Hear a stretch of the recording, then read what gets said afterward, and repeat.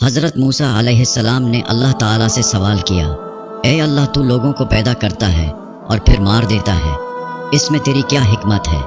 حق تعالیٰ نے فرمایا، چونکہ تیرا سوال انکار اور غفلت پر مبنی نہیں ہے، اس لیے میں درگزر کرتا ہوں، ورنہ سزا دیتا۔ تو اس لیے معلوم کر رہا ہے تاکہ عوام کو ہماری حکمتوں سے آگاہ کر دے، ورنہ تجھے مخلوق کے پیدا کرنے میں ہماری حکمتیں معلوم ہیں۔ تیرا سوال علم کے منافی نہیں ہے، کسی چیز کے بارے میں سوال آدھا علم ہوتا ہے، اگرچہ تو اس سے واقف ہے، لیکن تو چاہتا ہے کہ عوام بھی آگاہ ہو جائیں۔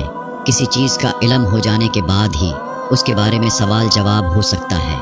علم ہی گمراہی اور ہدایت کا سبب بنتا ہے، جیسا کہ نمی اور تری ہی پھل میں شیرینی کے علاوہ تلخی بھی پیدا کرتی ہے۔ ملاقات اور تعارف سے دوستی اور دشمنی پیدا ہوتی ہے، اور غذا ہی سے بیماری اور صحت دونوں پیدا ہوتی ہیں۔ اے موسیٰ، تو ناواقفوں کو حکمتوں سے واقف کرانا چاہتا ہے، اس لیے تجاہلی عارفانہ برت رہا ہے۔ ہم بھی اس کے علم سے انجان بن کر تجھے جواب دیتے ہیں۔ اللہ تعالیٰ نے جواب میں حضرت موسیٰ علیہ السلام کو حکم دیا کہ کھیتی بو دو۔ جب کھیتی تیار ہو گئی تو انہیں اسے کاٹنے کا حکم دیا، اور پھر حضرت موسیٰ علیہ السلام سے پوچھا کہ تو نے خود کھیتی بوئی اور پھر اسے کیوں کاٹ ڈالا؟ حضرت موسیٰ علیہ السلام نے عرض کیا کہ کھیتی کے پکنے پر اس میں دانہ اور بوسا تھا، اور دونوں کو ملا جلا دینا مناسب نہ تھا۔ حکمت کا تقاضا یہی تھا کہ دونوں کو الگ الگ کر دیا جائے۔ حق تعالیٰ نے پوچھا کہ یہ عقل تم نے کہاں سے حاصل کی؟ حضرت موسیٰ علیہ السلام نے کہا کہ یہ دانش اور عقل آپ کی عطا کردہ ہے۔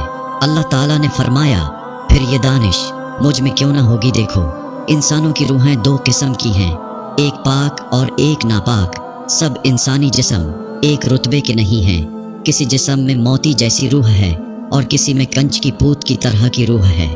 ان روحوں کو بھی اسی طرح ایک دوسرے سے علیحدہ کر دینا مناسب ہے، جس طرح گیہوں کو بوسے سے، تاکہ نیک روحیں جنت کو چلی جائیں اور بری دوزخ کو چلی جائیں۔